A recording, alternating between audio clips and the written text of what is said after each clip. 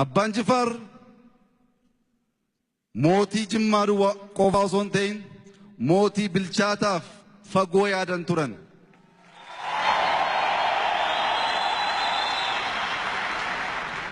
Al tokko Minilikiin gaafachuu deemanii waan baay'ee qabataniif waan deemaniif Abbaa Jifaar baay'ee bareedu dheeraadha qabeenyas qabu.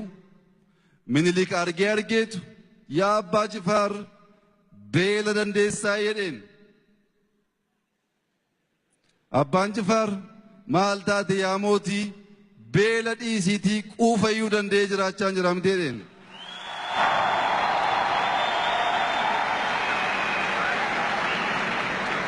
Oromoon beela duwwaa osoo hin ta'in quufas itti danda'ee bulu waan beekuuf garmalee quufuuf sirbuun nu barbaachisu jechuudha.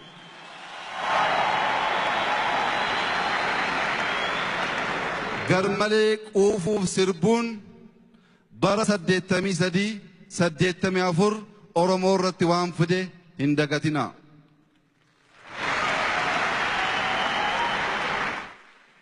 Tooftaa haaraa uumnee hin qabsoofna.